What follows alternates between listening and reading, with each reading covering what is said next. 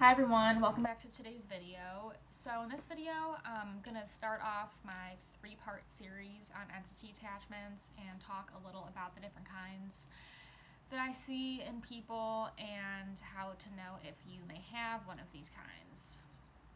So the first kind I'll talk about are the non-human ones.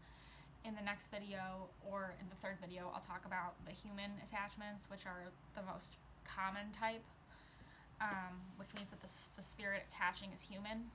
So in this one I want to start off with the non-human ones because these are the ones that scare people the most. So first of all, I want to start off by saying that it's very, very uncommon to have a full-blown possession where it completely takes over the body, because these kinds of non-human things can't function in society. So if it's completely taking over the body, it's essentially killing its host, and that's not the goal. So there's different kinds of these non-human things, typically just a partial possession. So this would be something like a demon, it would be something like a gray alien, and there's also a type of alien soul called Archons, which sort of go around the galaxy trying to dominate other races in this galaxy, so that I'll also talk about those. So first of all, I'll talk about the Archons first. So these, it's sort of like a dark, it's a dark energy. If you can see them, they look like black kind of slugs on people, almost like eel-like. Like it's just like a dark, like wrap around kind of energy. And these are the ones that I see most frequently on people when they come to see me, because these are the ones that like a lot of people don't want to mess with, and they don't want to touch them because they're afraid that it'll attach to them. That's not going to happen typically if you're not afraid.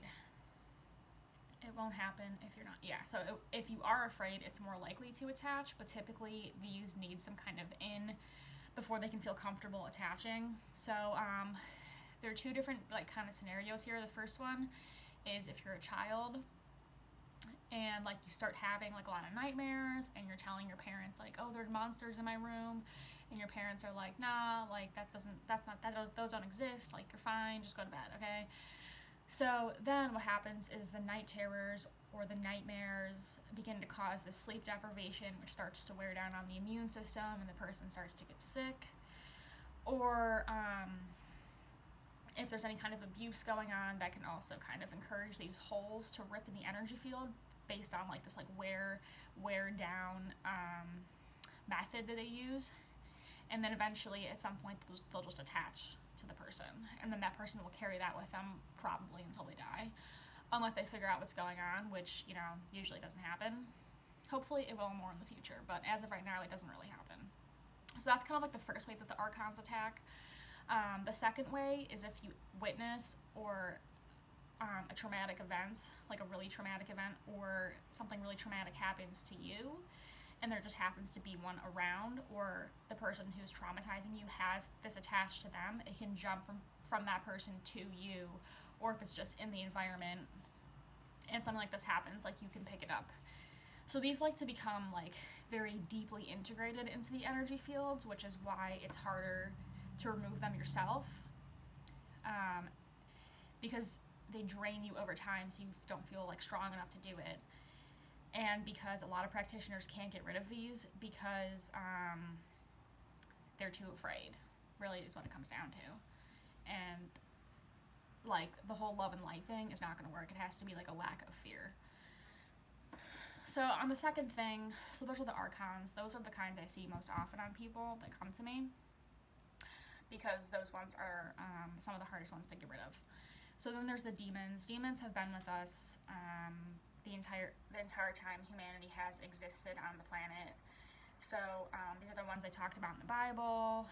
They also talk about Archons in the Bible. They kind of use like the same term to describe both of them.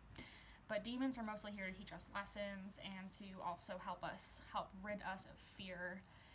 But they usually only kind of appear typically, not always, but when they're summoned by like dark witchcraft or like Satanism or those kinds of things.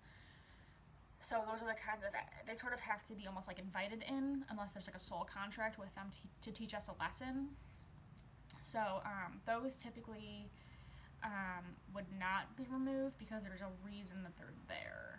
So those ones I typically don't remove, but those are also really uncommon. So the last ones I'll talk about are the gray aliens. So these are the aliens that are known for like abducting people, and they do that because they're trying to create like a hybrid species between us and them to like release their spawn onto the earth. It's probably not going to happen though, because they can't really like figure it out. Like, they're not super advanced. They have tools that work in the fourth dimension, so they're kind of like invisible to us, but they can sort of like, they have like the mind control and all that, but that's only if you like give in to their like fear, essentially. So those attachments are like pretty uncommon, I would say. I've had a couple myself, and it just doesn't feel human. It just feels like a dark alien that is not really human at all, but they're trying to like learn more about the environment. Those aren't really evil, but they are definitely not good to have around. So those are typically like, I don't typically see those either. But those are the three kinds of dark things that I will see on people that are non-human. So thanks for listening. In the next segment, I'll talk more about the human ones, and I don't know if you have those. So I hope that made sense, and I will see you soon. Bye.